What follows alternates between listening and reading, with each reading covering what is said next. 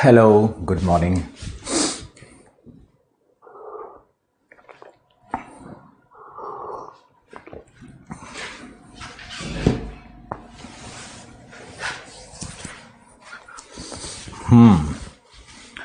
कुछ technical problem था but it's working now.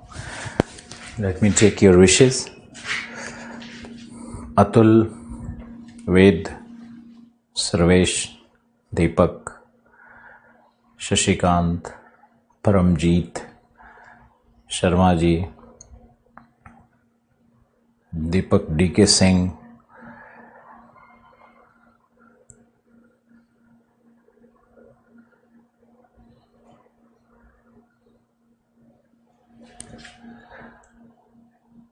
Sir Rupa मिड सिंपल इंग्लिश में केवल मिल रहा है। रूपा मिड सिंपल इंग्लिश में ही है, हिंदी में नहीं है। राहुल, मीना, सर्वेश गुड मॉर्निंग,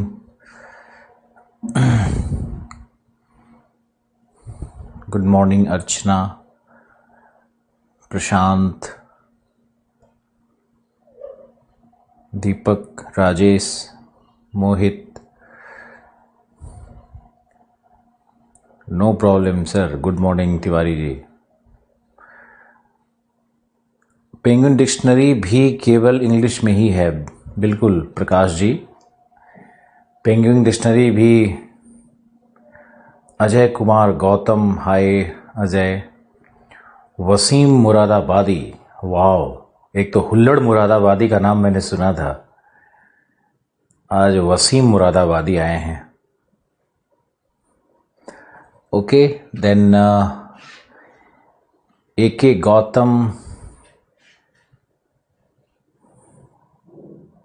रचना, चलो okay, I have taken your wishes.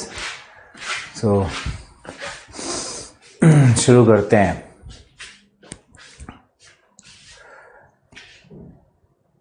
Second December, geomorphology का तीसरा दिन। जियोलॉजिकल टाइम स्केल मैंने कल आपको बताया, और जियोलॉजिकल टाइम स्केल में प्लीस्टोसीन आइस एज है, और एक मैंने आपको बताया था कार्बोनीफेरस भी आइस एज है। तो दो आइस एज या दो हिमयुग की चर्चा मैंने उसमें की, और पर्वत निर्माण के 4 फेज हैं। सबसे पहले प्री कैम्ब्रियन, एक छोटा सा रिवीजन करते हैं। एक प्री कैम्ब्रियन है जिसमें अरावली प्रोटेरोजोइक माउंटेन्स हैं, अरावलीज। फिर दूसरा फेज है कैलेडोनियन माउंटेन्स का, जो कि ऑर्डोविशियन से डेवोनियन के बीच में है। तीसरा हर्सिनियन पर्वत हैं, जो कि कार्बोनीफेरस और लेट कार्बोनीफेरस यानी कि पर्मियन के जो पर्वत हैं, वो पर्मियन से जुरासिक के बीच में जो पर्वत बने हैं उनको हर्सिनियन कहते हैं। फिर मैंने आपको बताया था टर्शियरी तृतीयक यानी अल्पाइन पर्वत की श्रृंखलाएं तृतीयक काल में बनी है। तो ये 4 पर्वत निर्माण के फेज, और कैलेंडर आपको याद होना चाहिए। कोई भी पूछे, कहे कि भाई डेवोनियन कब है, तो एक रफली आपको आइडिया होना चाहिए कि लगभग 380-320 मिलियन वर्ष पूर्व ये डेवोनियन फेज था, डेवोनियन काल था। जो भी ऐसा कोई पूछे कि कार्बोनीफेरस क्या है, तो रफली यू शुड रिमेंबर 280 और 300 मिलियन ईयर्स। डेटा कोई बहुत फिक्स नहीं कर सकते हो तुम, कहीं 300 मिलेगा, कहीं 280 मिलेगा, तो परेशान नहीं होना है। कोई पूछे क्रिटासियस क्या है, तो 120। कम से कम कार्बोनीफेरस, कैम्ब्रियन और क्रिटासियस, इनको जरूर याद रखना चाहिए। ओलिगोसीन में 2 बहुत बड़े इवेंट हैं। पहला इवेंट तो है कि हिमालय की उत्पत्ति, ग्रेटर हिमालय की उत्पत्ति हो रही है, और दूसरा इवेंट है इवोल्यूशन ऑफ मैन, मानव प्रजाति का भी इवोल्यूशन हो रहा है। और मानव प्रजाति के इवोल्यूशन क्रम में जो एक सीरीज बनी है उसको भी जरूर याद रखना चाहिए। जीएस के दृष्टिकोण से बहुत इंपॉर्टेंट हो जाता है कि कैसे पहले ड्राई प्लायोपिथेकस आया, फिर प्लायोपिथेकस आया, फिर उससे कैसे एक ब्रांच निकल करके चिंपैंजी बन गया, और दूसरा ब्रांच जो निकलता है, दूसरी जो शाखा निकलती है वो लंगूर की निकलती है। तो लंगूर की शाखाएं हैं, चिंपैंजी की शाखा है, और एक होमोशेपियन की शाखा निकलती है। और होमोशेपियंस में फिर होमो हैबिलिस है, फिर होमो इरेक्टस है, पहले होमो इरेक्टस है, फिर होमो हैबिलिस है, फिर होमोशेपियन है, फिर होमोशेपियन है, जो आप हो और हम हैं। तो ये धीरे धीरे ये इवोल्यूशन हुआ है। इवोल्यूशन का एक ट्री बनता है, उस ट्री को भी नेट पे ढूंढ करके देखने की कोशिश करो। पहले तो ज्योग्राफी में रेस ऑफ मैनकाइंड था, जब हम लोग इसको पढ़ते पढ़ाते थे, लेकिन अब सिलेबस का पार्ट नहीं है रेस। इंडिया पेपर में रेस है, लेकिन पेपर 1 में रेस नहीं है। तो ये ट्री अब नहीं पढ़ा जाता है, लेकिन जीएस के दृष्टिकोण से बहुत इंपॉर्टेंट होगा। तो जियोलॉजिकल इवेंट के साथ साथ, भूगर्भिक परिघटनाओं के साथ साथ, आपको जो ह्यूमन इवोल्यूशन है, जो स्पीसीज का इवोल्यूशन है, जो विभिन्न जंतुओं, प्रजातियों, वनस्पतियों का जिस प्रकार विकास हुआ है जिस काल में, उसको भी थोड़ा बहुत जानना चाहिए। और तीसरा जानना चाहिए क्लाइमेट चेंज कब कब हुआ है, और आइस एज इन पर्टिकुलर कब कब आया है। क्योंकि अगर कोई आइस एज नहीं है तो या तो फिर वो नॉर्मल पीरियड है या फिर वार्म पीरियड है। तो आप देखो कि आइस एज कब कब आया है। 2 आइस एज मैंने आपको बताए हैं, कार्बोनिफेरस में और दूसरा प्लिस्टोसीन में। फिर प्लिस्टोसीन में भी 4 आइस एज हैं, उसके 4 सब फेजेज हैं, उपचरण हैं। मोहित तिवारी लिख रहे हैं, आंध्र प्रदेश के कोस्टल एरिया में गोल्ड के पार्टिकल्स मिल रहे हैं आफ्टर बिहार अच्छा साइक्लोन लिखे हो, साइक्लोन के कारण गोल्ड पार्टिकल्स मिल रहे हैं। मोहित तिवारी, नीवर, अच्छा ओके, साइक्लोन का नाम लिखा है, नीवर। स्वरूपा मिड सिंपल के 2 पार्ट्स हैं, बिल्कुल सर्वेश, 2 भाग हैं। एक इंग्लिश में, दोनों इंग्लिश में है, और फिजिकल पार्ट और ह्यूमन एंड इकोनॉमिक पार्ट 2 हैं। तो आपको फिजिकल पार्ट अभी लेना है, बाद में ह्यूमन इकोनॉमिक भी जरूर लेना होगा। ओके,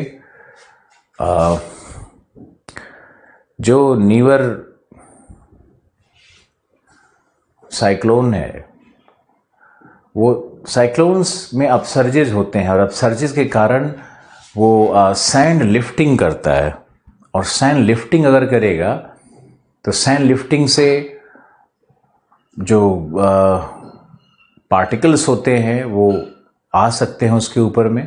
अभी इस पे रिसर्च तो आना बाकी है कि कहाँ से आया है, जब रिसर्च आएगा तभी क्लियर होगा। वैसे सैंड लिफ्टिंग फिनोमेना है कोस्टल एरिया में।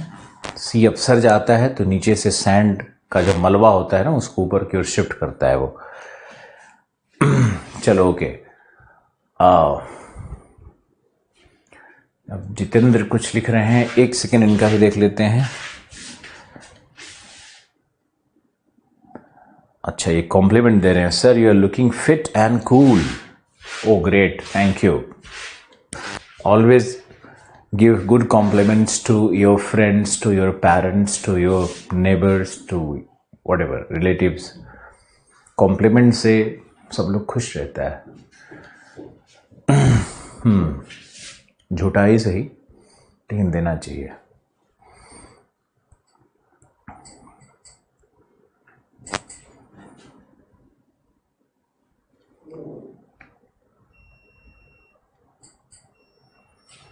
Okay, now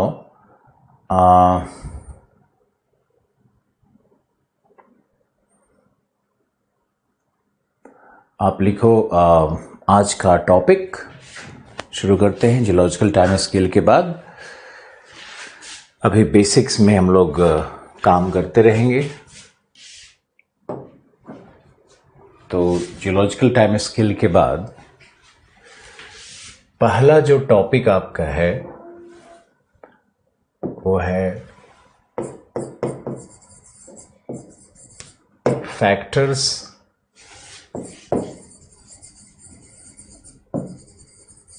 controlling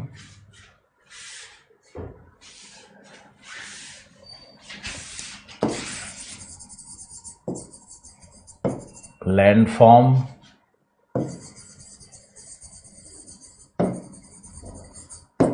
development, factors controlling landform development.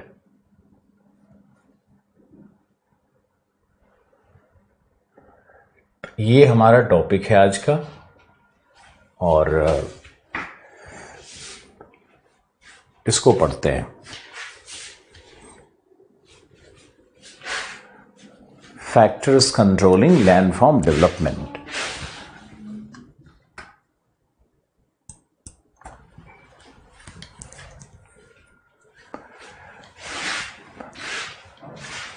अब आप लिखो,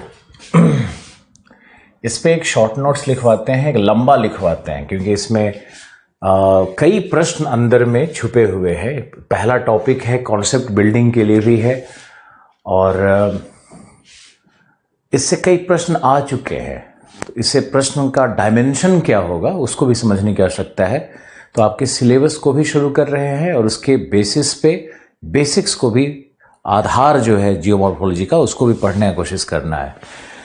आप देखो, लिखो लैंड फॉर्म क्या है। पहले तो लैंड फॉर्म क्या है हमने 2 परिभाषाएं आपको लिखवाई थी, या 3 शायद लिखवाई थी।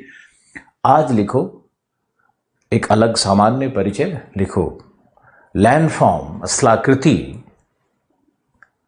स्थलाकृति का अर्थ है भूपर्पटी की वह विशेषताएं, भूपर्पटी की वह विशेषताएं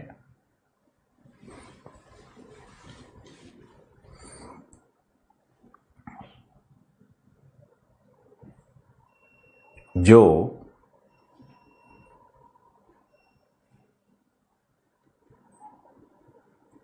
या जो नहीं, जिसमें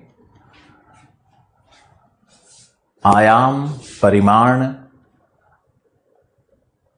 आयाम एम्पलीट्यूड, मैग्नीट्यूड, फॉर्म यानी रूप,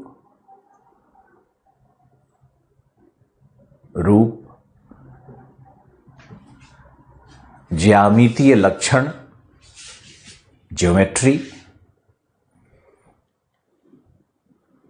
डायमेंशन। डायमेंशन का हिंदी क्या होता है? आप लोग सोच के लिख लो, डायमेंशन। एवं द्रव्यमान होता है, मास होता है, मास द्रव्यमान होता है। यानी भूपर्पटी की वे विशेषताएं जिसमें परिमाण है, आयाम है, आयाम मतलब एम्पलीट्यूड मतलब ऊंचाई है, उसमें मैग्नीट्यूड है, उसमें मास है, उसमें जियोमेट्रिकल शेप है, उसकी आकृति है, उसका एक प्रारूप है, उसमें ऊंचाई है, उसमें ज्यामितीय संरचना है। ये सब स्थलाकृतियां होती है। आगे लिखो, स्थलाकृतियों का निर्माण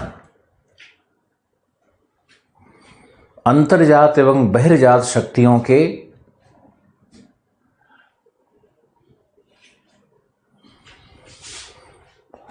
आनुपातिक कार्य दर का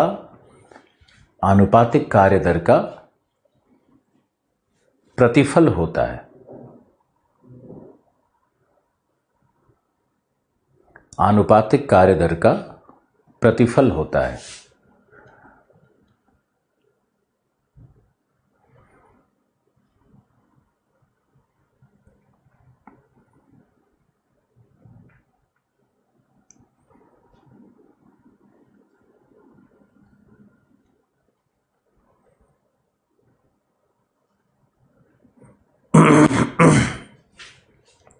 आनुपातिक कार्य दर का प्रतिफल होता है, तथा स्थलाकृतियां अपने प्रदेश के संरचना, अपने प्रदेश विशेष के संरचना, प्रक्रियाओं एवं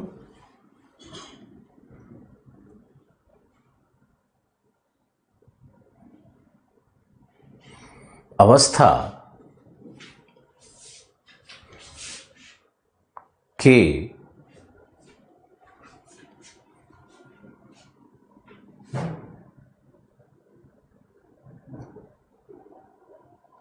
सामूहिक सामूहिक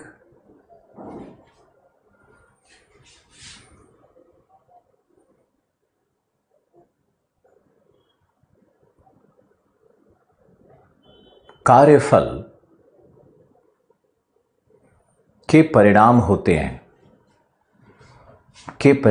हैं हमने डेविस का नाम बिना लिखे ही उनकी बातों को लिखवाया। आंसर राइटिंग में ऐसे करना चाहिए। हर बार डेविस के अनुसार नहीं करना है, पेंग के अनुसार नहीं करना है। उनकी बातों को लिखना बहुत जरूरी है, क्योंकि उससे अच्छी बात आप नहीं बना सकते हो। आगे लिखो, नेक्स्ट पैराग्राफ।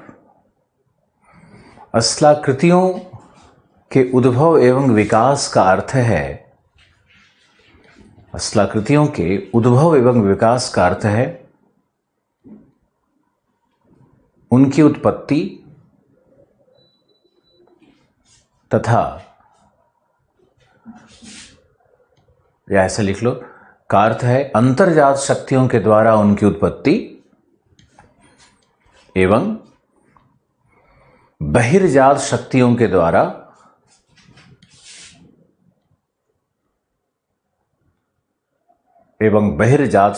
द्वारा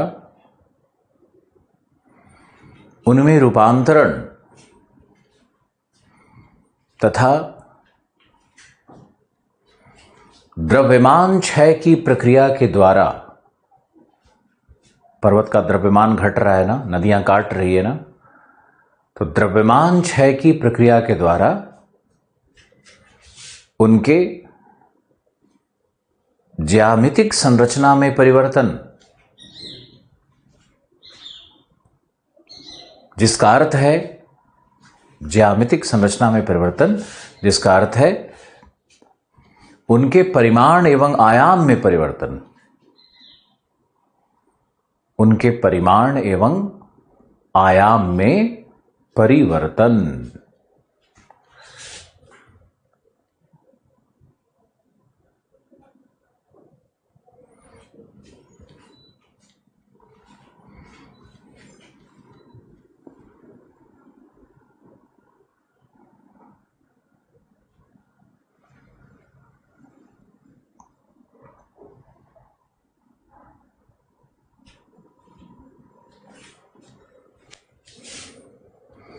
परिमाण एवं आयाम में परिवर्तन।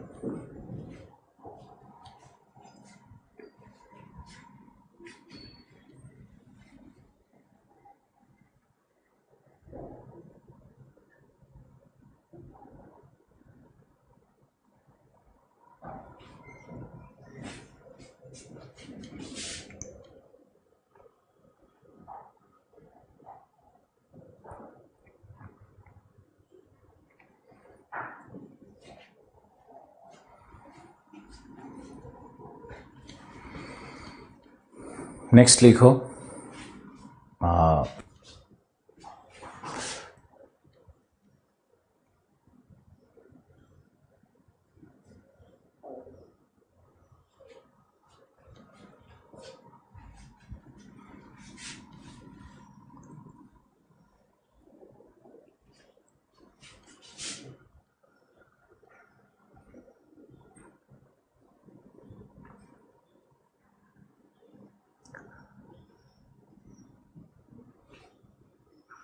लिखो, अर्थात उत्पत्ति जन्य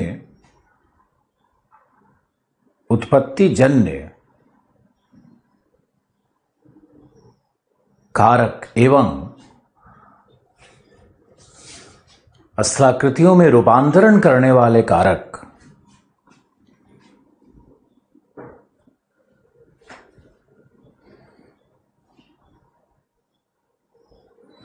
अस्लाकृतियों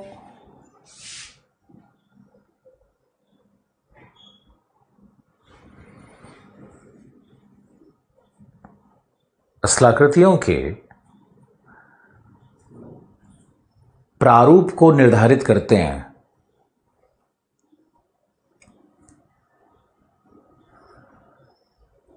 परंतु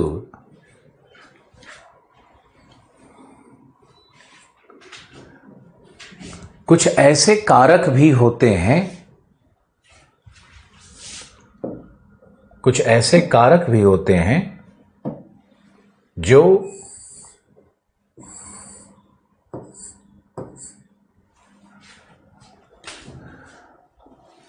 स्थलाकृतियों के विकास को नियंत्रित करते हैं, अर्थात के विकास को नियंत्रित करते हैं, अर्थात अंतर्जात एवं बहिर्जात शक्तियों के कार्य दर को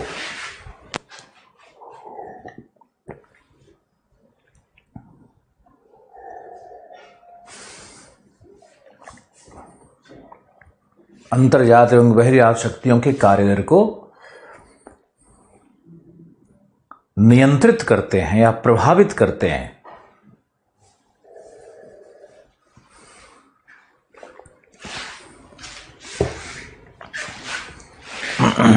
के कार्य दर को प्रभावित करते हैं।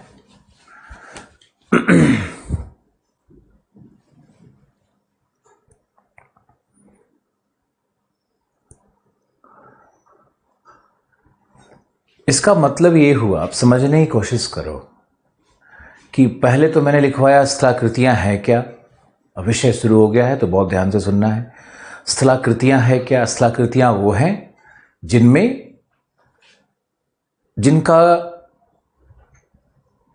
जिनमें आयाम है, परिमाण है, द्रव्यमान है, जो भूपर्पटी के इकाई भाग हैं, जो भूपर्पटी का गठन करते हैं, भूपर्पटी की विशेषताएं हैं। जैसे पर्वत भूपर्पटी की विशेषता है और पर्वत में आयाम है, परिमाण है, उसमें प्रारूप है, एक ज्यामितीय संरचना है, पर्वत में द्रव्यमान है। तो ये स्थलाकृति हुआ। बहुत सुंदर डेफिनेशन है गिलबर्ट का, जो मैंने आपको लिखवा दिया है। फिर मैंने लिखवाया कि स्थलाकृतियां अंतर्जात बहिर्जात शक्तियों के आनुपातिक कार्य दर का प्रतिफल है। यानी जिस दर से काम करती है अंतर्जात शक्तियां और बहिर्जात शक्तियां, उससे जो 10 मीटर मान लो उत्थान हुआ, अंतर्जात शक्तियों ने 10 मीटर का उत्थान किया, बहिर्जात शक्तियों ने 4 मीटर का अपरदन कर दिया, तो जो शेष रह गया 6 मीटर, वही हमारी स्थलाकृति बची है ना। तो आनुपातिक कार्यदर है ये स्थलाकृतियां। बहुत सुंदर शब्द है ये भी। उसके बाद मैंने आपको लिखवाया डेविस वाली बात थोड़ी सी लिखवा दी है अंदर में। और जो मूल डिस्कशन है हमारा वो ये है कि स्थलाकृतियों के विकास का अर्थ क्या है, डेवलपमेंट ऑफ लैंडफॉर्म का मतलब क्या है। डेवलपमेंट ऑफ लैंडफॉर्म का मतलब होता है उसकी उत्पत्ति से लेकर के उसमें जितने भी प्रकार के रूपांतरण होते चले जा रहे हैं वो सब लैंडफॉर्म डेवलपमेंट के अंतर्गत आएगा। जैसे पर्वत की उत्पत्ति हुई और पर्वत का अपरदन शुरू हुआ तो पर्वत से पहाड़ी, पहाड़ी से नौल, नौल से टीला, टीला से मोनेडनॉक, ये जो अनुक्रमित विकास हो रहा है, रूपांतरण हो रहा है, और अंत में जाकर के जो संप्राय मैदान मिलेगा, जो फ्लैट प्लेन मिलेगा, अनड्यूलेटिंग प्लेन मिलेगा, तरंगित मैदान मिलेगा, जहां पर्वत अवशेष के रूप में, छोटे छोटे रूप में प्राप्त होगा। तो ये अंतिम परिणति है। तो लैंडफॉर्म डेवलपमेंट का मतलब है, स्थलाकृतियों के विकास का मतलब है उसकी उत्पत्ति। जैसे हिमालय की उत्पत्ति से लेकर के नदियों के कटाव का पूरा काल, फिर अब हिमालय का अपरदन होकर के और अंत में वहाँ पर संप्राय मैदान बनना, या लगभग जिसको संप्राय कहते हैं मतलब लगभग फ्लैट प्लेन बन जाना, और वहाँ से अवसाद का कट करके कहीं कहीं निक्षेपित हो जाना। तो ये संपूर्ण काल को ही हम लोग लैंडफॉर्म डेवलपमेंट कहते हैं। लैंडफॉर्म डेवलपमेंट का मतलब जो एक मूर्ख, ऐसे नहीं बोलना चाहिए मूर्ख, लेकिन हाँ जो एक इडियट, फिर वही हो गया, खैर, जो विद्यार्थी या शिक्षक पढ़ा रहे हैं उनसे मुझे बहुत परेशानी है कि लैंडफॉर्म डेवलपमेंट का मतलब वो समझाते हैं कि जब हिमालय की उत्पत्ति हो रही हो और हिमालय की ऊंचाई बढ़ रही हो वही लैंडफॉर्म डेवलपमेंट है। बिल्कुल नहीं।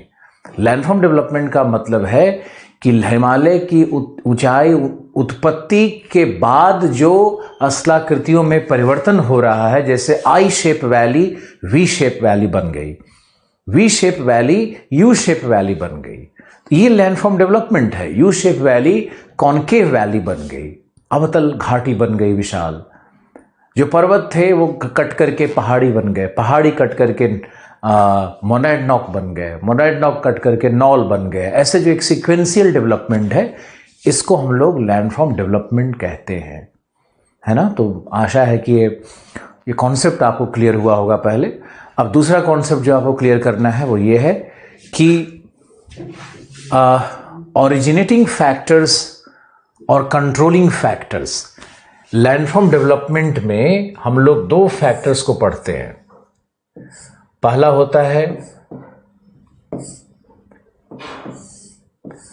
होता है ओरिजिनेटिंग फैक्टर्स, यानी उत्पत्ति जन्य कारक। ओरिजिनेटिंग फैक्टर्स, उत्पत्ति जन्य कारक। और दूसरा होता है उत्पत्ति जन्य कारक। हिंदी में लिखते रहो, नहीं तो पता नहीं फिर कोई परेशान ना होने लगे। जो बोलते हैं हिंदी तो उसको तुरंत लिखा करो।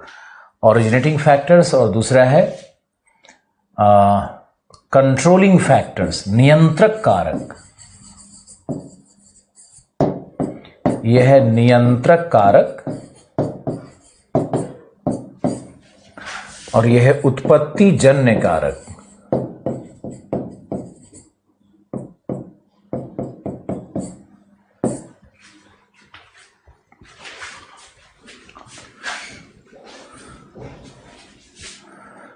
नियंत्रक कारक और उत्पत्ति जन्य कारक, दो कारक होंगे।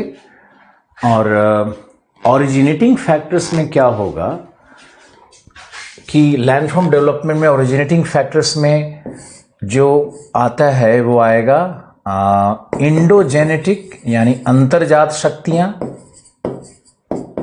इस चार्ट को जरूर बनाओ, अंतर्जात शक्तियां। और दूसरा होगा बहिर्जात, एक्सोजेनेटिक शक्तियां। लेकिन हमारा विषय क्या है? हम लोग अंतर्जात और बहिर्जात शक्ति को, यानी इस सेक्शन ए को बाद में पढ़ेंगे, सिलेबस में बाद में आएगा। और आज हमारा जो विषय है, जो यूपीएससी ने आपके लिए सबसे पहला विषय निर्धारित किया है, वो यूपीएससी ने बी किया है। तो यूपीएससी की बुद्धिमत्ता को हम लोग ना चैलेंज करें तो बहुत अच्छा रहेगा। और क्यों किया है ये आपको विषय पढ़ते पढ़ते समझ में आएगा। अभी आपको समझना है कि इन दोनों में अंतर क्या है। इसको नोट डाउन कर लो, 30 सेकंड का समय दे रहे हैं।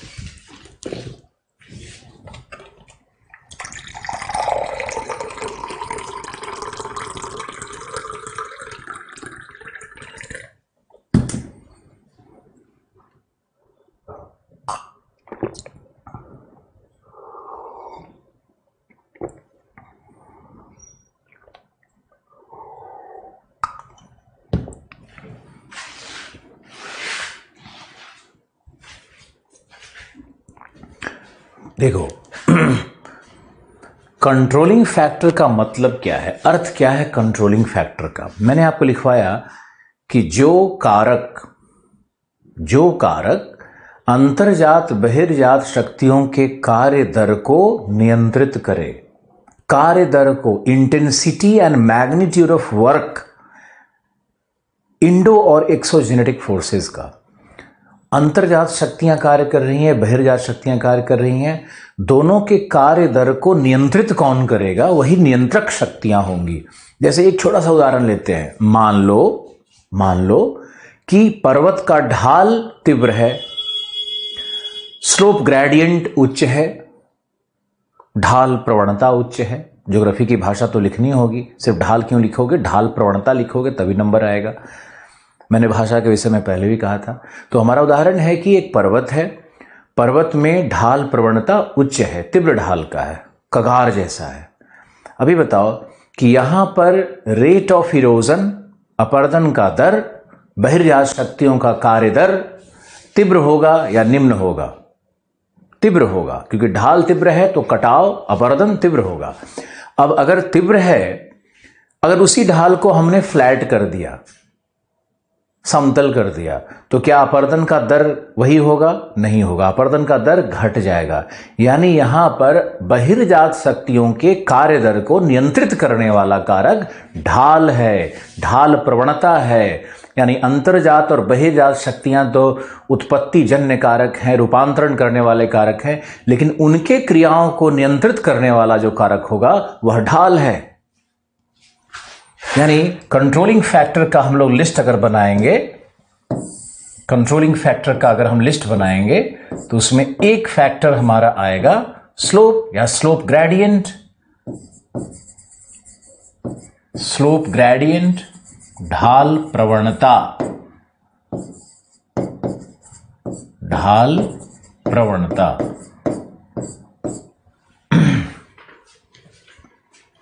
है ना?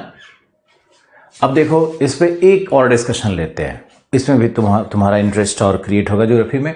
मान लो कि एक चट्टान है जिसमें इलास्टिसिटी है, प्रत्यास्थता है, और एक चट्टान है जिसमें भंगुरता है, फ्रेजिलिटी है। तो अब अगर हम प्रत्यास्थ चट्टान पे संपीडनात्मक बल लगाएंगे तो प्रत्यास्थ चट्टान क्या होगा? वो मुड़ जाएगा और एक वलन का निर्माण करेगा ना।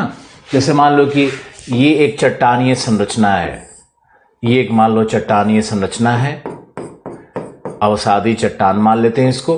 अब इस पर दोनों तरफ से संपीडनात्मक बल कार्य कर रहा है, दोनों तरफ से प्रेस करो। इसमें अगर प्रत्यास्थता है तो यही चट्टान इस तरह से मुड़ करके ये क्या बन जाएगा? ये देखो बन जाएगा वलन। क्योंकि इसमें प्रत्यास्था है, लोहे को मोड़ोगे, लोहे में प्रत्यास्था का गुण है, तो लोहा क्या बन जाता है? तो ये बन जाएगा वलन। लेकिन अगर इसी में भंगुरता का गुण हो, फिजिकल प्रॉपर्टी का अगर अंतर हो दोनों में, तो अगर इसमें फिजिकल प्रॉपर्टी का अंतर होगा तो ये प्रत्यास्थ चट्टान टूट जाएगा और ये इस तरह से इसमें दो तरफ ये टूट करके, दो तरफ ये टूट करके दिखेगा कि निकलते हुए।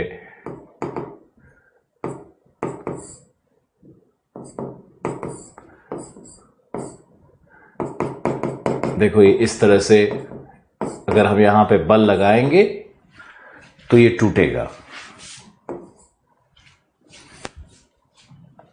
हम इसको दोबारा डायग्राम बना देंगे, शायद उधर छुप गया होगा हमारे सिंबल से, कोई बात नहीं है, तो हम दोबारा डायग्राम। लेकिन आप ऐसे समझने की कोशिश करो कि अगर हम प्रत्यास्थता का बल लगाएं, प्रत्यास्थ चट्टानों पर अगर हम बल लगाएंगे तो उसका परिणाम क्या होगा? उसका परिणाम होगा कि वह वलन में परिणत हो जाएगा, और वलन में परिणत होगा इसका मतलब यह है कि जो प्रत्यास्था का गुण है वह उस चट्टान के से बनने वाले अस्त्राकृति को प्रभावित कर रही है। तो ये क्लास ले रहे हैं अभी।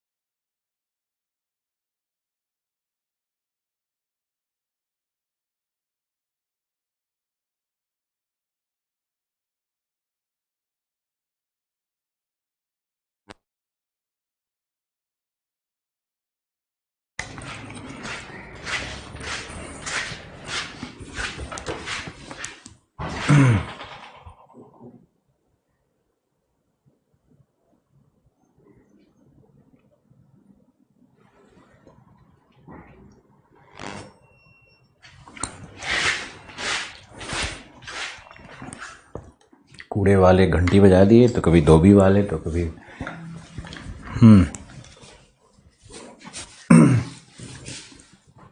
ओके।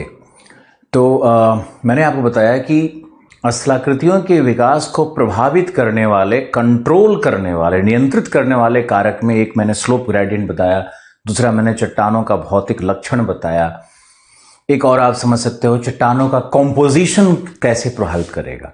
मान लो कि संपीड़नात्मक बल लग रहा है, यानी अंतर्जात शक्तियां कार्य कर रही हैं। अब जब अंतर्जात शक्तियां कार्य कर रही हैं और चट्टान मान लो ग्रेनाइट है, और दूसरा चट्टान मान लेते हैं लाइमस्टोन है, अंतर्जात शक्तियां एक ही प्रकार की होंगी, एक ही दर से अगर कार्य करे, एक ही दिशा में कार्य करे, तब भी दोनों चट्टानों से बनने वाली स्थलाकृतियों में अंतर होगा। यहां स्थलाकृतियों के उद्भव और विकास को नियंत्रण करने वाला कारक क्या हो गया? चट्टान की संरचना, यानी चट्टान की संरचना उसके इवोल्यूशन के प्रोसेस को, उसके डेवलपमेंट को, इसके विकास को, स्थलाकृतियों के विकास को प्रभावित कर रही है।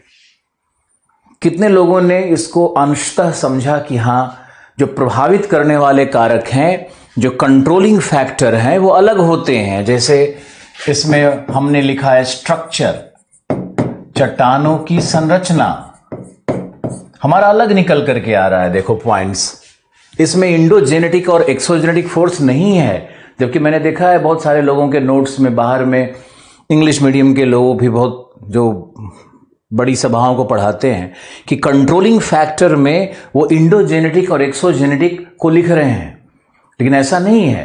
कंट्रोलिंग फैक्टर का मतलब है कि इंडोजेनेटिक और एक्सोजेनेटिक फैक्टर्स के क्रिया दर को जो नियंत्रित करे।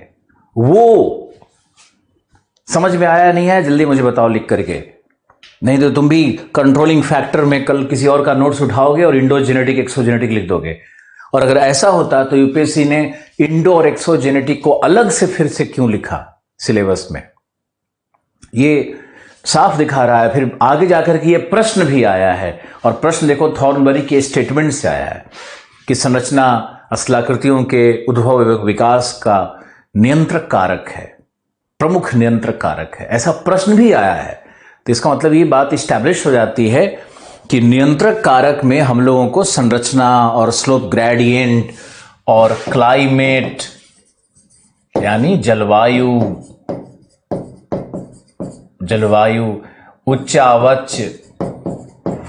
उच्चावच, वेजिटेशन, वनस्पति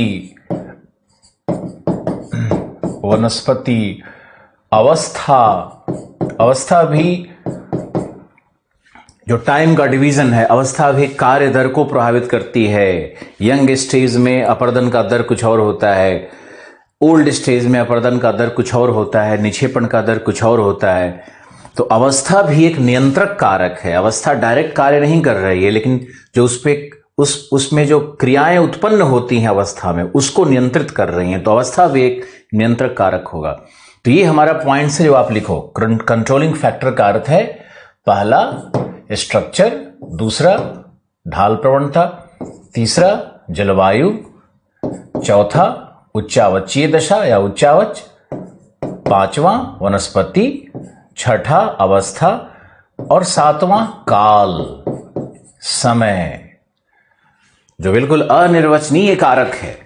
अनिर्वचनीय है, इसकी व्याख्या नहीं की जा सकती है, लेकिन समय के साथ, काल के साथ सभी चीज का क्षय होना तय है ना। बताओ, सच सोच करके बताना कि हम कितना भी एक्सरसाइज करें, या तुम या कोई भी, या मिलिंद सोमन या फिर अक्षय कुमार या फिर विराट कोहली, कितना भी न्यूट्रिशन पे ध्यान दे, कितना भी एक्सरसाइज करे, कितना भी मेडिसिन और पाउडर पीते रहे, लेकिन अंत में उसका क्षय जारी है। वो क्षय के दर को कंट्रोल कर सकता है। आप हो सकता है कि आप 38 साल में आप 30 साल के दिखो, ऐसा हो सकता है, लेकिन ये नहीं हो सकता है कि आपका जो हो सकता है कि आप 90 साल में मरने वाले थे, आप 110 साल जी सकते हो, लेकिन जो क्षय है, जो मृत्यु है, जो अंत है, वो तो तय है। और जब मृत्यु तय है तो उसमें एक ही फैक्टर काम कर रहा है, और वो कौन है? काल, time. As the time progresses decay is imminent. कहते हैं ना कि जैसे जैसे समय और काल सब निकलते रहता है, वैसे वैसे हर चीज का डिके हो रहा है। पहाड़ है, पर्वत है, पृथ्वी है, सूर्य है, सबका। तो काल के ग्रास में सब समाहित हो जाता है। तो जब भी हम लोग भूगोल में डिस्कशन करेंगे तो टाइम के कॉन्सिडरेशन को कभी नहीं छोड़ेंगे। टाइम और स्पेस हमारे लिए, ज्योग्राफर्स के लिए बहुत इंपॉर्टेंट चीज है। हम लोग टाइम और स्पेस में परिघटनाओं की व्याख्या करते हैं। तो यहां भी हमने एक पॉइंट लिख दिया, काल यानी टाइम। अवस्था का मतलब मैंने आपको बताया कि अवस्था क्या होती है।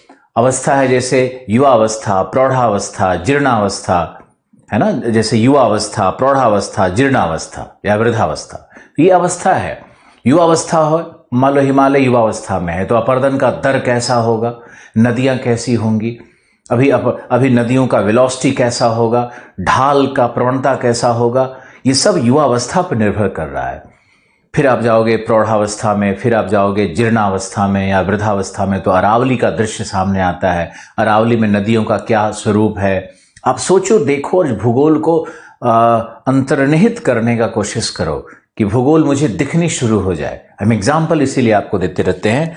तो हमारा काल का मैंने उदाहरण दे दिया, मैंने अवस्था समझा दिया कि अवस्था भी अंतर्जात बहिर्जात शक्तियों के कार्य दर को प्रभावित करती है।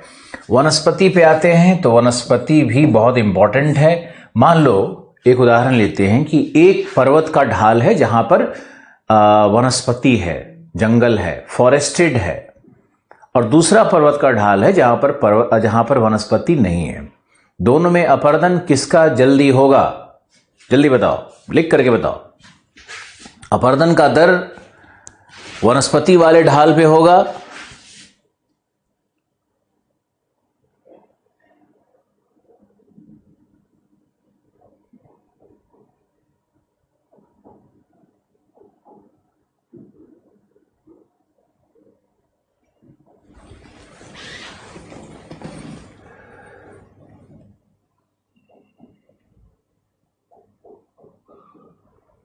ऋषिराज आप लिख रहे हो, निरंतक कारक वो होते हैं जो क्रियाओं द्वारा किए जा रहे वर्क का विरोध करते हैं। विरोध नहीं, प्रतिरोध। विरोध नहीं, प्रतिरोध करते हैं, उनके कार्य दर को प्रभावित करते हैं। अवस्था और टाइम में क्या अंतर है? अवस्था टाइम का डिवीजन है। टाइम के स्केल, टाइम का स्केल है। टाइम को ही हम डिवाइड कर देंगे 3-4 पार्ट में तो अवस्था बन जाता है। दोनों का अलग अलग लिखना बहुत जरूरी है। जिस पर वनस्पति नहीं है उस पर सबसे ज्यादा अपर्दन होगा। Very good. जहां पे कुछ नहीं होगा, non vegetated area. Very good.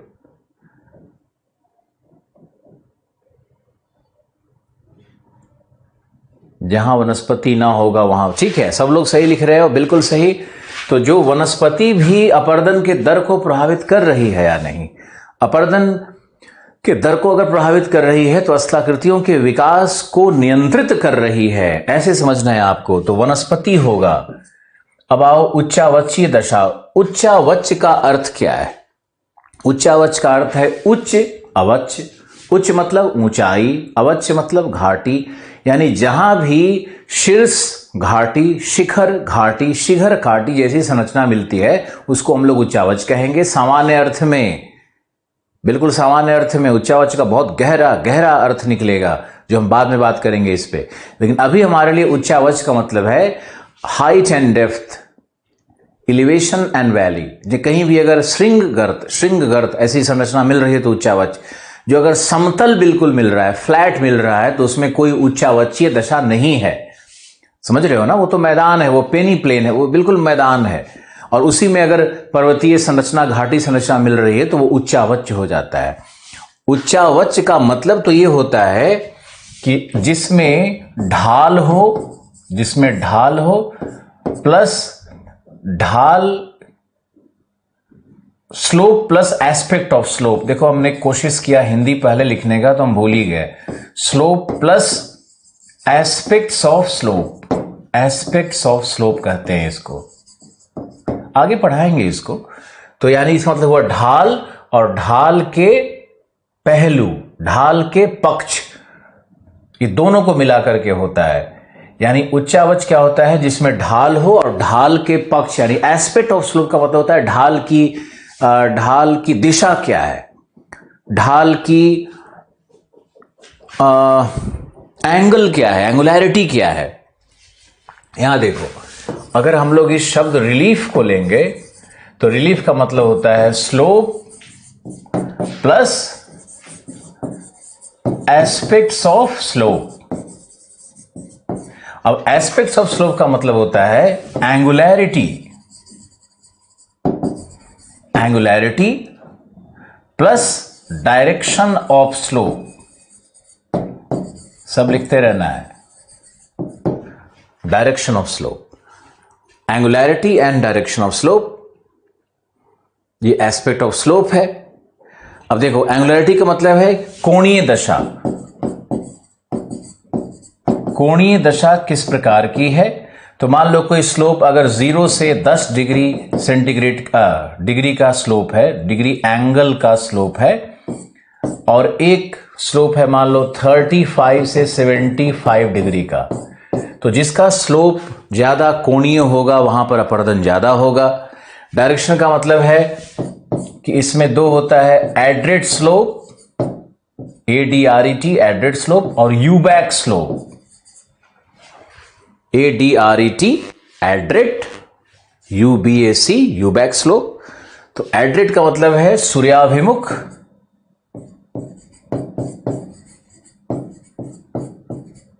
सूर्याभिमुख, जो सूर्य के सामने हो, सूर्याभिमुख। और दूसरा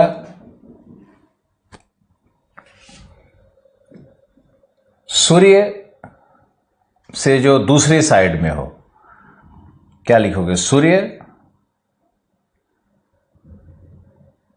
सन अपोजिट स्लोप हो गया ये। सूर्य के एक होता है सूर्याभिमुख, सूर्य के सामने, और दूसरा क्या होगा इसका उल्टा, जो सूर्य के मान लो सनलाइट इधर पड़ रहा है तो ये सूर्याभिमुख हो गया, और दूसरी तरफ जहां सनलाइट नहीं पड़ रहा है उसको क्या बोलेंगे, मुझे लिख करके बताओ। उसको यूबैक बोलते हैं। सूर्य के विपरीत, विपरीत ढाल, ऐसा लिख सकते हो। अब इस डिस्कशन को पूरा नोट करना है, इस पे आपको लिखना भी है कि एंगुलैरिटी ऑफ स्लोप का मतलब क्या हुआ, कि स्लोप की कोणीय दशा क्या है। तो जो 0 to 10 है, जो समतल ढाल है, समतल ढाल है, वहां पर अपवर्तन का दर निम्न होगा, और जो जहां पर खगार नुमा ढाल है वहां पर अपवर्तन का दर उच्च होगा। बहुत सामान्य सी चीजें हैं, लेकिन आपको पैराग्राफ में शब्दावली में लिखनी होगी। डायरेक्शन ऑफ स्लोप में आते हैं तो यहां है एड्रेट मतलब सूर्य के सामने, और यूबैक मतलब सूर्य के विपरीत। तो जो ढाल सूर्य के सामने है वहां पर अपवर्तन ज्यादा होगा। जल्दी बताओ। सूर्य विमुख, प्रशांत ने लिखा सूर्य विमुख, अजय ने भी लिखा सूर्य विमुख, दीपक ने भी लिखा, थैंक यू। सूर्य विमुख ढाल, महावीर प्रताप, सूर्यामुख और सूर्य विमुख, थैंक यू। सूर्य विमुख ढाल है, सूर्य के विपरीत ढाल को हम लोग सूर्य विमुख कहेंगे। अगर ऐसे मदद करोगे फिर तो ज्योग्राफर बन जाओगे। तो अब देखो रिलीफ का अर्थ क्या है। अब रिलीफ का ये जो हमने अर्थ निकाल करके पूरा स्ट्रक्चर जो निकाला रिलीफ का, ये क्या सविंदर सिंह में है कहीं? नहीं। एनसीईआरटी में है कहीं? नहीं। कहाँ से मिलेगा आपको? लेकिन अगर स्ट्रॉलर पढ़ोगे तो वहां ये मिल जाएगा विश्लेषण। रिलीफ का मतलब ही उन्होंने लिखा है slope and aspects of slope. तो अंग्रेजी किताबों की इतनी सुंदर बात होती है, और जो उसके हिंदी ट्रांसलेटर्स भी होते हैं ना, जो उससे कॉपी भी करते हैं, तो कॉपी करने में भी अकल चाहिए। और भारतीय परंपरा में जो लोग किताब लिखते हैं वो बस कहीं से फैक्ट उठा करके लिख दो, कॉन्सेप्ट तो भाड़ में जाए। वो ये जरूर लिखेंगे कि खगार का एंगल 35 से 75 होता है, ये उतार लेंगे वो, लेकिन उच्चावच का अर्थ क्या है ये कहीं नहीं लिख पाएंगे। उच्चावच का शब्द बस लिखते रहते हैं। खैर आप देखो, मैंने आपको ये बताया, आप इस पे रिलीफ पर, रिलीफ क्या है और रिलीफ कैसे नियंत्रण करेगा, इस पे एक सुंदर पैराग्राफ आपको लिखना है, सुंदर पैराग्राफ लिखना है। इस पे आप दोनों लिख सकते हो, ढाल एवं उच्चावच एक नियंत्रक कारक के रूप में, एक नियंत्रक कारक के रूप में, ये आप जरूर लिखो, ढाल एवं उच्चावच एक नियंत्रक कारक के रूप में। इस पे एक छोटा सा शॉर्ट नोट्स लिखना है और शॉर्ट नोट्स लिख करके आप हमारे व्हाट्सएप पे भेजो और स्ट्रक्चर ऐसे ही मर्ज करना चाहिए। ओके, अब हम लोग चलते हैं और वापस आते हैं अपने इसी पेज पर जहां हम काम कर रहे थे। तो हमने आपको बता दिया काल, अवस्था, वनस्पति, उच्चावच, अब जलवायु, ढाल प्रवणता और स्ट्रक्चर। ढाल भी आप समझ ही रहे हो कि क्या करना है, ढाल भी मैंने आपको समझा दिया है। तो ढाल भी मैंने आपको समझा दिया, स्लोप ग्रेडियंट समझा दिया। अब रह गया हमारा स्ट्रक्चर पर व्याख्या करना है और जलवायु पर व्याख्या करनी है। और यही दो वो कारक हैं जिससे प्रश्न सबसे अधिक निकल करके सामने आते हैं। तो आप प्लीज लिखो कि स्थलाकृतियों को प्रभावित करने, स्थलाकृतियों के उद्भव एवं विकास को नियंत्रित करने वाले कारकों में संरचना एक प्रमुख एवं प्रभावी कारक है। संरचना एक प्रमुख एवं प्रभावी कारक है।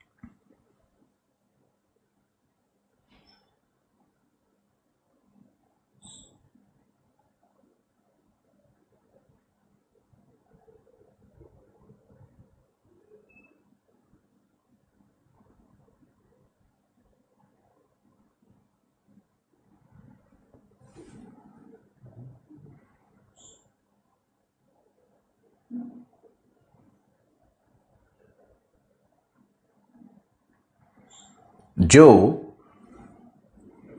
उनमें प्रतिबिंबित होता है, जो उनमें प्रतिबिंबित होता है,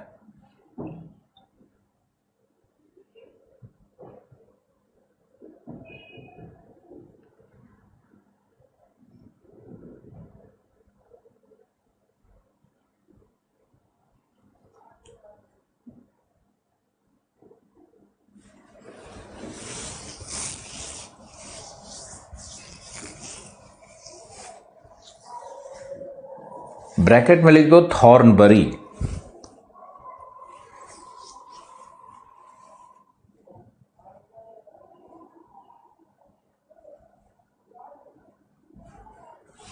ब्रैकेट में थॉर्नबरी।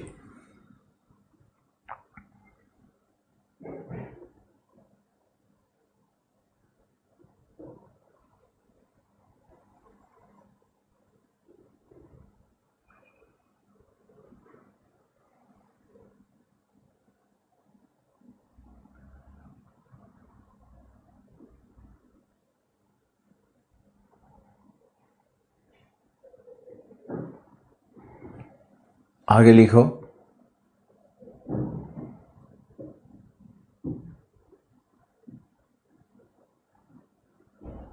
Next paragraph.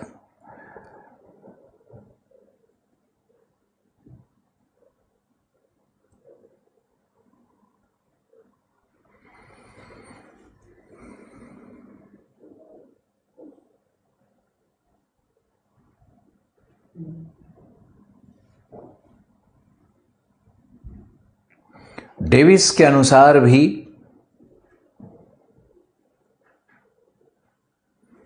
स्थलाकृतियां, संरचना, प्रक्रिया एवं अवस्था के प्रतिफल होते हैं।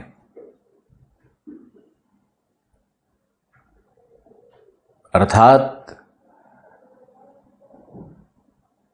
स्थलाकृतियों के विकास में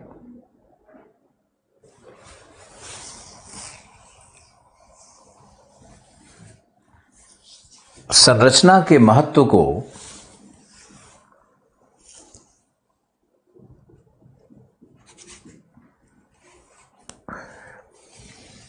विशिष्ट स्थान प्राप्त है। देखो, संरचना एक व्यापक शब्द है, एक होलिस्टिक टर्म है। होलिस्टिक का हिंदी, संरचना एक व्यापक शब्द है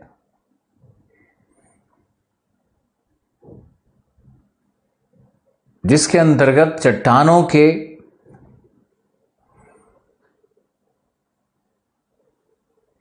भौतिक रासायनिक गठन, भूविवर्तनिक विशेषताएं,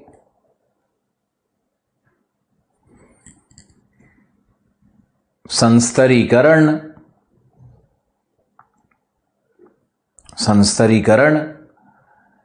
एवं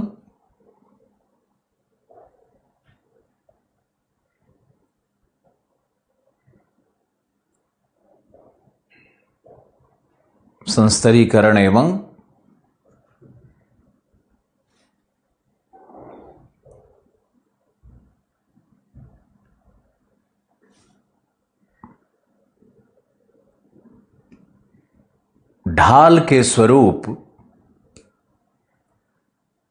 अथवा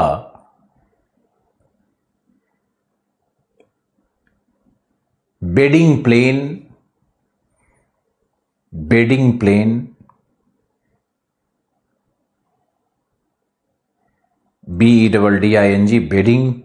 PLANE, बेडिंग प्लेन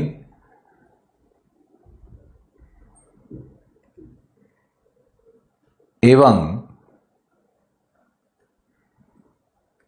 इंक्लिनेशन मतलब आपतन, इंक्लिनेशन आपतन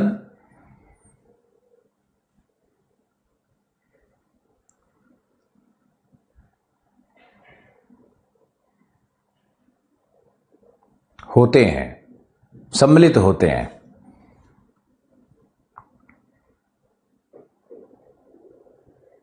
अर्थात संरचना के अंतर्गत तीन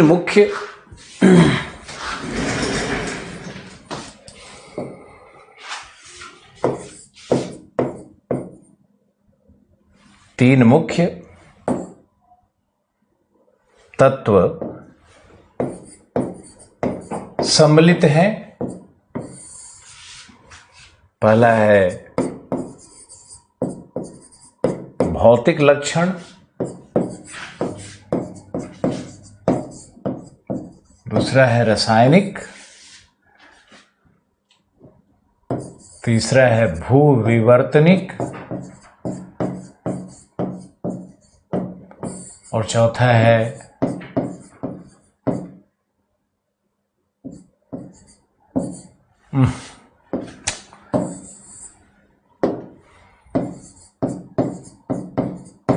शैल संस्तरीय। चौथा है शैल संस्तरीय, यानी लिथोस्ट्रैटिग्राफिकल।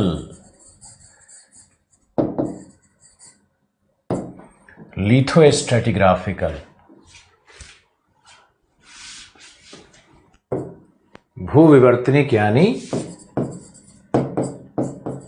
जियोटेक्टोनिक, और इसको कुछ लोग एक ही मान लेते हैं, इसीलिए 3 मैंने बताया। ये होता है फिजिको केमिकल।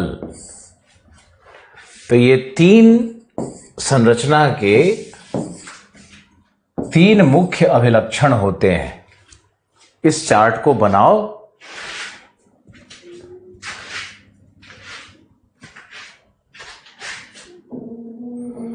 इतना लेट आए तिवारी जी आप? हर्षित अग्रवाल इतना लेट आया आज? भार्गव जी भी लेट आए हैं लगता है।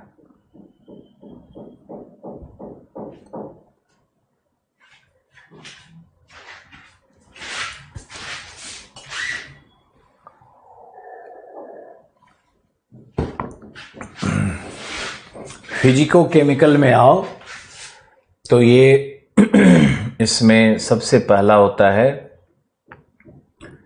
कि गठन क्या है। गठन क्या है चट्टानों का? गठन का मतलब हुआ कि कैल्शियम कार्बोनेट से बना है या सिलिका ऑक्साइड से बना है या फेरोमैग्नेशिया से बना है। फेरोमैग्नेशिया से बना है। तो इस तरह से चट्टानों का संगठन या गठन उसका जो होगा, केमिकल कॉम्पोजिशन क्या होता है। तो ये जो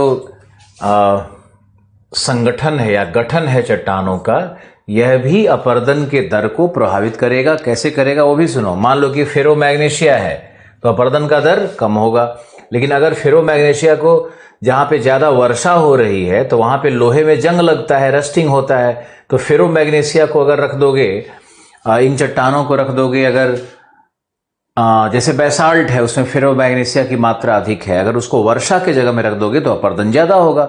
नदी के नीचे तल पर अगर बैसाल्ट होगा तो बैसाल्ट का अपरदन तीव्र दर से हो जाएगा। जैसे कि दक्कन के पठार का उदाहरण है कि दक्कन के पठार पर जहां जहां नदियां हैं वहां गहरा कटाव हुआ है, गहरा कर्तन हुआ है। वैसे ही है, कैल्शियम कार्बोनेट है और अगर वहां पे भौम जल है या वहां पे सतही जल है तो कैल्शियम कार्बोनेट का घोलन तय है, लेकिन वही SiO2 होगा। अगर सिलिका ऑक्साइड से बनी चट्टानें हैं या इसको हम लोग कहते हैं फेल्सपार से बनी अगर चट्टानें हैं तो वहां पर जल से अपरदन नहीं होता है। अब देखो, तो ये गठन प्रभावित करेगा। पहला तो ये हो गया। दूसरा होगा डेंसिटी ऑफ रॉक्स। डेंसिटी, चट्टानों का घनत्व, यह भी अपरदन के दर को प्रभावित करता है। चट्टानों का घनत्व आप समझ सकते हो इसको। फिर इलास्टिसिटी, प्रत्यास्थता, मैंने इसको एक्सप्लेन कर दिया है। प्रत्यास्थता एवं भंगुरता, ये मैंने आपको समझा दिया है कि इलास्टिसिटी और जो फ्रेजिलिटी है वो भी चट्टानों का फिजिकल प्रॉपर्टी है। उसके बाद चट्टानों का ग्रेनुलर कॉम्पोजिशन यानी कणीय गठन कैसा है, कणीय गठन कैसा है, यह भी प्रभावित करेगा। यह भी संरचना के अंतर्गत आता है। कणीय गठन का मतलब होता है, जैसे कि हम उदाहरण ले लेंगे, अगर सैंडस्टोन रॉक है, बालुका पत्थर चट्टान है, तो बालुका पत्थर चट्टान का अपरदन होता है तो कैसे छोटे छोटे कण में वो टूट करके गिरने लगता है ना। लेकिन वही मान लो कि अगर आग्नेय चट्टान है, अगर हम उदाहरण ले लेते हैं आग्नेय चट्टान का, जो मैग्मा लावा के जमाव से बना हुआ चट्टान है, तो ये आग्नेय चट्टान में ग्रेन्स नहीं होते हैं, इसमें क्रिस्टल्स बन सकते हैं, इसमें रवा बन सकता है, रवा युक्त चट्टान हो सकता है, तो उसका अपरदन का दर अलग होगा। चट्टानों में क्रिस्टल है, चट्टानों में ग्रेन है, इस पर भी निर्भर करता है कि अपरदन का दर कैसा होगा। वीडियो को कम से कम 2-3 बार खुद के लिए देखना और अपने दोस्तों के लिए अगर शेयर कर रहे हो तो बस अपना नुकसान करोगे और कुछ नहीं करोगे। ओके, तो फिजिको केमिकल के अंतर्गत हम उसके कॉम्पोजिशन को देखते हैं, उसके डेंसिटी को देखते हैं, उसके इलास्टिसिटी को देखते हैं, उसके ग्रेनुलर गणीय गठन को देखते हैं। ये सब मिलकर के फिजिकल केमिकल प्रॉपर्टीज कहलाता है। और इसमें आप और भी सोच सकते हो कि चट्टानें कितनी डक्टाइल हैं। तो फिजिकल प्रॉपर्टी में हाँ, उस चट्टानों की तापीय दशा किस प्रकार का है, उसका थर्मल कंडीशन क्या है, टेम्परेचर किस तरह के टेम्परेचर कंडीशंस में है वो। तो टेम्परेचर चट्टानों का जो आंतरिक ताप है वह भी प्रभावित करेगा अपरदन के दर को। तो आप इसका एक अच्छा सा चार्ट बना सकते हो, इस पे भी एक बहुत सुंदर पैराग्राफ लिखा जा सकता है। तो आप इस पे तो किताब लिख दोगे, तुम्हारी योग्यता अगर होगी तो। जितना स्ट्रक्चर हम बता रहे हैं वो बहुत डिटेल्ड स्ट्रक्चर है, वो तुम फील भी करोगे कि बहुत डिटेल्ड स्ट्रक्चर है। शॉर्ट नोट्स आएगा तो उसमें से आपको जैसे फिजिको केमिकल प्रॉपर्टीज को लेकर के इसमें से कुछ एक दो पैराग्राफ बस बना देना है, हम तो डिटेल लेकर के जाएंगे ही। अब जियो टेक्टोनिक में आते हैं। पहले इसको एक बार 20 सेकेंड्स में लिख लो।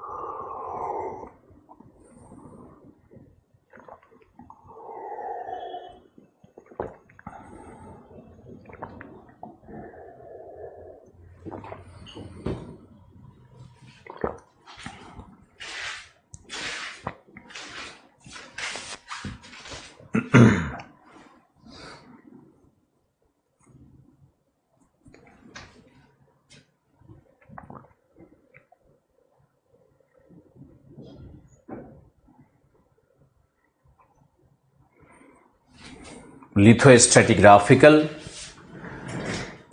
शैल संस्तरीय, ओके, और जियोटेक्टोनिक, दो शेष रहता है। तो ऐसा करते हैं कि इसको थोड़ा हटाते हैं, इसके लिए स्पेस क्रिएट करेंगे। और जियोटेक्टोनिक में अगर आओगे तो इसमें कई सारे पॉइंट्स बनेंगे, जैसे चट्टानों में भ्रंशन है या वलन है। ये देखना होता है कि चट्टानों में भ्रंशन है या वलन है। अगर चट्टानें वलित हैं तो उसमें कॉम्प्रेशन काम किया है, संपीडनात्मक बल काम किया है, तो चट्टानें बहुत मजबूत होती हैं। जैसे ग्रीवा खंड का उदाहरण है। अगर चट्टानें ग्रीवा खंड के रूप में हैं, यानी नैप्स के रूप में अगर मिलते हैं, नैप्स होता है जो टूटा हुआ, अभी पढ़ाएंगे आपको आने वाले दिनों में, जो टूटा हुआ वलन है पर्वतों का, है ना, तो बहुत कठोर होता है ग्रीवाखंड, तो इसका अपर्दन कम होगा। भ्रंशन यानी जो भ्रंशित चट्टानें हैं, जिन चट्टानों में दरार है, गांव की भाषा में समझो, जिन चट्टानों में क्रैक्स है, दरार है, कमजोर है, उनका अपर्दन तीव्र होगा। तो भ्रंशन का प्रभाव क्या होगा, वलन का प्रभाव क्या होगा। जियोटेक्टोनिक में और भी हो सकता है कि उन चट्टानों में इंक्लिनेशन कैसा है, किस कोणीय दशा पर, वो कोणीय दशा क्या है वो भी निर्धारित करेगा। इसके बाद देखा जाता है कि इसमें संधियां हैं या नहीं चट्टानों में, यानी ज्वाइंट किस प्रकार का है, जॉइंट्स किस प्रकार का है, संधियां है चट्टानों में या नहीं। या आप देखोगे तो क्रिस्टलाइजेशन किस प्रकार का है, यानी रवाकरण किस प्रकार चट्टानों का है, ये सब भी देखा जाता है। तो ये सब जियोटेक्टोनिक फीचर्स होता है किसी भी चट्टान का। संधियां अगर ज्यादा होंगी, जैसे संधियों में बेहतरीन एग्जाम्पल है ग्रेनाइट का, तो ग्रेनाइट में संधियां होती है। और लाइमस्टोन यानी चूना पत्थर, और सैंडस्टोन यानी बालुका पत्थर, और बैसाल्ट इन सब में संधियां नहीं होती है, जबकि ग्रेनाइट में संधियां होती है। जिस चट्टान में रवा होगा, यानी जिस चट्टान में लार्ज क्रिस्टल्स बनेंगे, उसी में संधियां बनती है। संधियां भी बिल्कुल जैसे हीरा है तो हीरा में क्रिस्टल होता है, स्फटिक है, स्फटिक में क्रिस्टल होता है, ग्लास है, ग्लास में क्रिस्टल नहीं होता है, ग्लास टूटने के बाद देखते हो बिल्कुल पाउडर की तरह हो जाता है, लेकिन वही हीरा को काटोगे तो अंदर से क्रिस्टल पे क्रिस्टल निकलने लगता है। उसका कई साइड्स होता है हीरा का, तुम देखोगे तो, स्फटिक को देखोगे तो। उसी तरह से ग्रेनाइट में जो मैग्मा जमता है ना, तो मैग्मा क्रिस्टल के रूप में बन जाता है, बड़ा क्रिस्टल, छोटा छोटा नहीं, बड़ा क्रिस्टल, कमरे के बराबर का क्रिस्टल, तुम्हारे हॉल के बराबर, इतना बड़ा बड़ा क्रिस्टल मिलता है।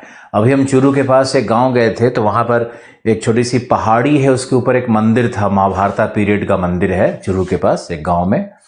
तो उस मंदिर पे गए तो वहां पहाड़ पे ऐसा लगता है ना, जैसे सारी चट्टानें एक दूसरे पे रखी हुई हैं और बीच में कोई मिट्टी नहीं है। तो क्या होता है कि वर्षा आने के बाद वो जो संधियां होती है उस पर पानी प्रवेश करता है और चट्टानों के संधियों में प्रवेश करके पूरा जो सेडिमेंट है उसको वॉश डाउन कर देगा, अवसादों को हटा देता है, ऊपर पहाड़ से नीचे धो के ले आता है। तो पहाड़ लगता है कि एकदम बस ग्रेनाइट का गोला गोला सब रखा हुआ है एक दूसरे के ऊपर में, और वो गोला क्या है, वही क्रिस्टल है जो समय के साथ राउंड हो गया है या नुकीला हो गया है, अपरदन के कारण हो गया है, लेकिन है वो क्रिस्टल। तो आप कभी राजस्थान विजिट करो तो चूरू के पास उस गांव में जाओ, अब देखो शैल संस्तरीय लिथोस्ट्रेटिग्राफिकल का अर्थ क्या है, इसको भी देखते हैं। इसको आपने नोट डाउन कर लिया होगा। तो आप दूसरा देखो, शैल संस्तरीय, फिर इनको तो हटाना ही पड़ेगा।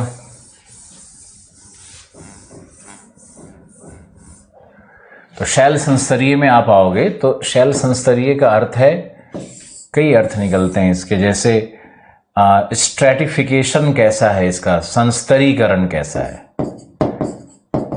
संस्तरीकरण कैसा है, मतलब संस्तरी, एक लेयर, दूसरा लेयर, तीसरा लेयर, ये किस अवसाद से बना है, ये किस अवसाद से बना है, नीचे वाला किस अवसाद से बना है। तो ये संस्तरीकरण है, स्ट्रैटिग्राफी है। कई बार क्या होता है कि मैग्मा ऊपर की ओर आई तो मैग्मा का ये लेयर 1 बन गया, फिर मैग्मा का ऊपर आना, फिर लावा का ऊपर आना, तो ये L2, L3, इस तरह से लगातार अलग अलग प्रकार का लावा या मैग्मा भी अलग अलग संस्तर का निर्माण कर सकता है।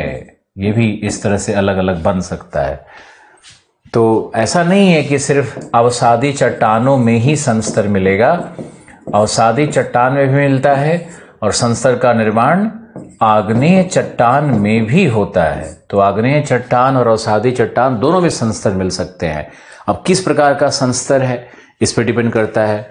अब संस्तरीकरण अगर समझ गए तो एक शब्द और आएगा यहाँ पे, बेडिंग प्लेन। बेडिंग प्लेन कैसा है, जैसे मान लो कि ये पहला है, ये B1, ये बेड नंबर 1, ये बेड नंबर 2, ये बेड नंबर 3, तो बीच में जो ये प्लेन बन रहा है, ये जो बन रहा है, ये किस प्रकार का है, इसका एंगल क्या है, इसका इंक्लिनेशन क्या है, ये कितना एंगल पे डिक्लाइन कर रहा है, और बेडिंग प्लेन की संरचना कैसी है। तो बेडिंग प्लेन भी निर्धारित करता है अपरदन के दर को।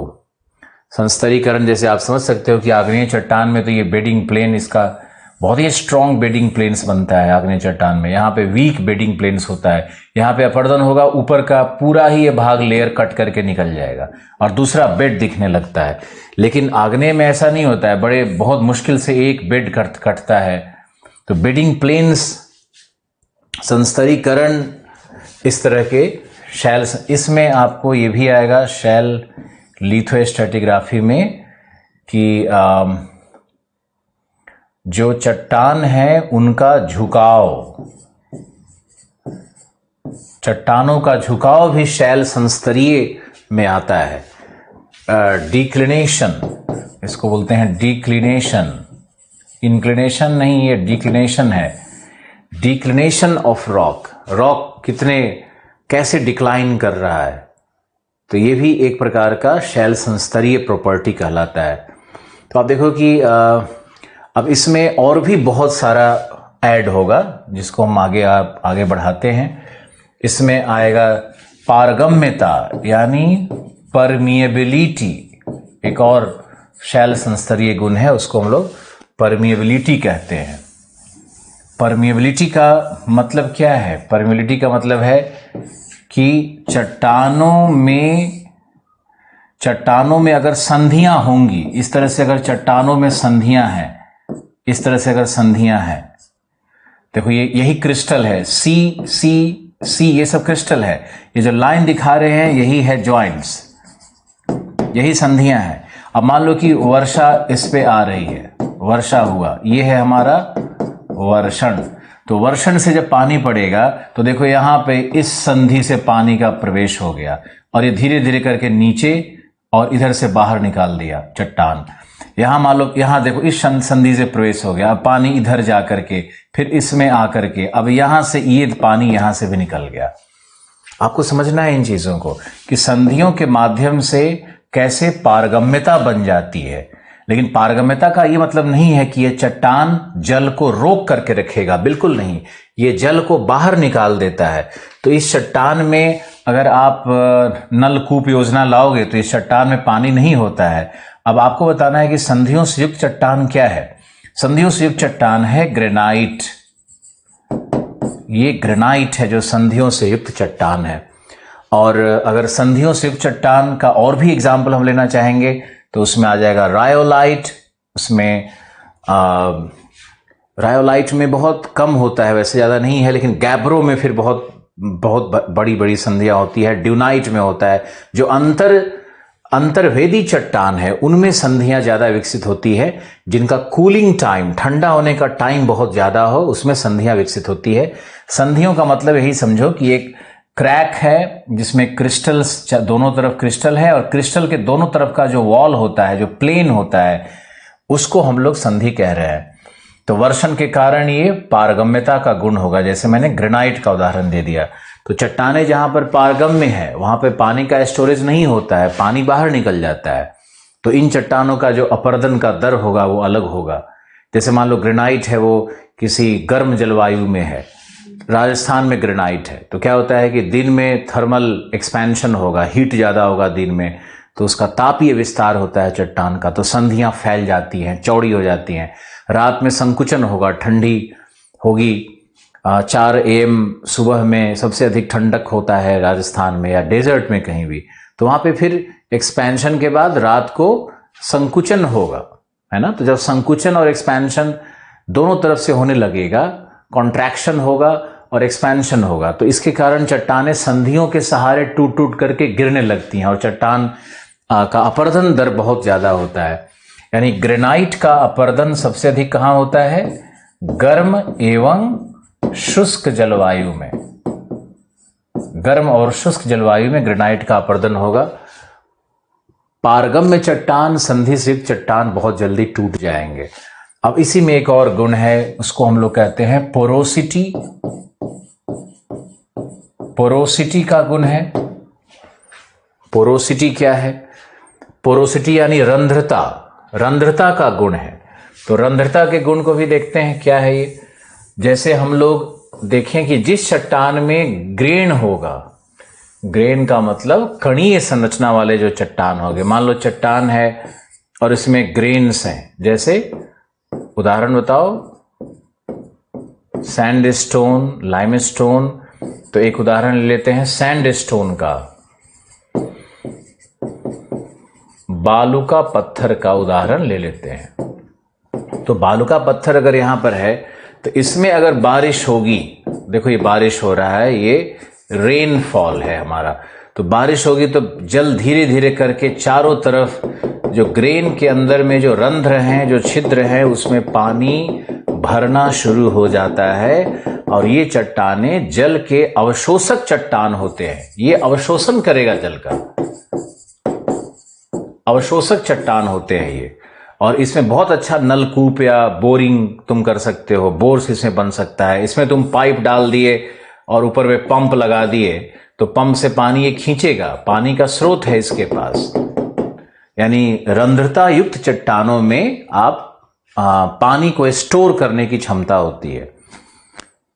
जैसे बुंदेलखंड में क्या है, बुंदेलखंड में आग्नेय चट्टान है और वहां पर ग्रेनाइट मोस्टली मिलता है, निस चट्टान मिलता है।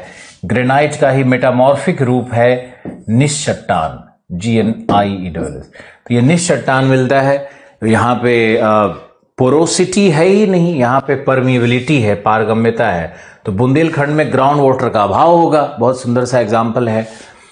और अवशोषक चट्टानें जैसे बिहार, उत्तर प्रदेश में, राजस्थान में भी हैं। और राजस्थान में तो जिप्सम का लेयर है तो थोड़ा प्रॉब्लम है, लेकिन जैसे पंजाब में फिर जाओगे तो वहाँ पे आपको सैंडस्टोन मिलेगा, आपको शेल रॉक्स मिलेगा, आपको लाइमस्टोन मिलेगा।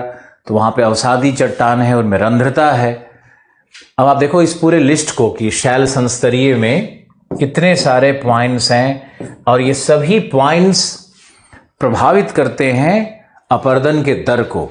और इस विषय को लेने का हमारा उद्देश्य ही ये था कि आप इस विषय को अपने बेसिक कॉन्सेप्ट के लिए यूज करो। और यूपीएससी ने भी इसको पहला इसीलिए रखा है कि आप चट्टानों के विषय में, उसकी संरचना के विषय में थोड़ा पहले ज्ञान प्राप्त करो, फिर आगे चल करके हम लोग इस पे विशेष बात करेंगे। चट्टानों का प्रकार क्या है?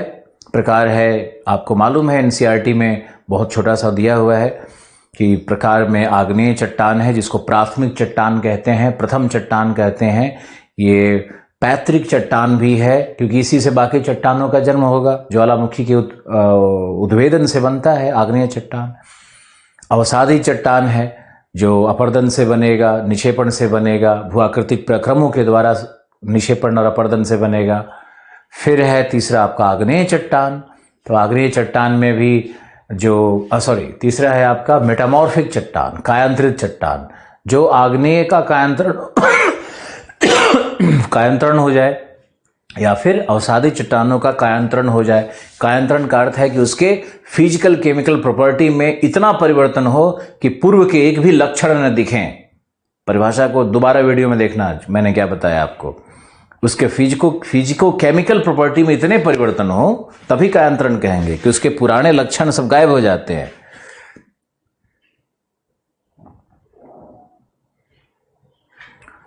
झुकाव में क्या है? झुकाव में है declination of rock. Declination of rock मतलब रॉक जैसे मान लो झुकाव। डिक्लिनेशन क्या होता है आपको समझा देते हैं। आपने पूछा तो देखो, मान लो कि हम डिक्लिनेशन को समझने के लिए एक उदाहरण ले लेते हैं कि ये मान लो एक पर्वत है ना, ये हम इसको मान लेते हैं पर्वत का एक ढाल है। तो अगर हम ऊपर में हॉरिजॉन्टल को लेंगे तो ये जो थीटा एंगल है ना, यही डिक्लिनेशन को देगा। यही डिक्लिनेशन है कि इस पर्वत के शीर्ष पर जब आप हॉरिजॉन्टल प्लेन लोगे, क्षैतिज तल लोगे और वहां से एंगल को नीचे की तरफ देखोगे तो वो होता है डिक्लिनेशन। तो हर चट्टान का एक डिक्लिनेशन एंगल होता है। तो उस डिक्लिनेशन एंगल के आधार पर यह निर्धारित किया जा सकता है कि इसका अपरदन का दर कितना होगा, है ना। तो आप संरचना के इस विशाल स्वरूप को देखो और संरचना में हमने इतने सारी चीज़ों को आपके सामने रखा है। आप मुझे SMS लिख करके बताओ कि आपने समझा या नहीं, और नहीं समझा तो इसका सबसे अच्छा उपचार यही है, परमिएबिलिटी में अपरदन ज्यादा होगा या कम। मैंने इसको समझाया कि परमिएबिलिटी का मतलब है पारगम्यता, और पारगम्यता वाली चट्टानों में अपरदन कहाँ होता है, वह जलवायु पर निर्भर करेगा। यदि गर्म एवं शुष्क जलवायु है तो वहां पर अपरदन ज्यादा होगा। जैसे मैंने राजस्थान का उदाहरण दिया है ना, आपको मैंने उस गांव वाली कहानी बताई, उसका वीडियो भी हमारे YouTube पे है। आप उस गांव के मंदिर को YouTube वाले वीडियो पे देख सकते हो कि कैसे वो पहाड़ पे महाभारत पीरियड का बना हुआ है। ओके जी सर, हर्षित ने लिखा जी सर समझ गए। अब इसमें अगर आपके समझ में आ गया और इतनी सारी चीजों को मैंने संरचना के विश्लेषण में आपके सामने रख दिया, तो आप बताओ कि इस पर अगर एक प्रश्न आ जाए कि संरचना कैसे प्रभावित करती है, स्थलाकृतियों के उद्भव एवं विकास को कैसे प्रभावित करती है, तो कैसे उत्तर लिखोगे? अभी वही ट्रेनिंग देना है आपको, ध्यान से सुनते रहो। तो हम लोग क्या करेंगे कि पहले थॉर्नबरी के स्टेटमेंट को डालेंगे, है ना, उसके बाद डेविस को भी डाल देंगे, जो मैंने आपको लिखवाया वो पैराग्राफ एज इट इज डालोगे, फिर लिखोगे संरचना का वृहत अर्थ क्या है, और जैसे ही संरचना के वृहत अर्थ में आप जाओगे अंदर में, तो कई कई उदाहरण को देना शुरू कर दोगे और संरचना का अर्थ समझाना शुरू करोगे। और कल के क्लास में इस पे एक हम मॉडल आंसर आपको और उदाहरण के साथ मॉडल आंसर आपको लिखवाएंगे। आप निश्चिंत रहिए, मेरा काम है वो। Thank you.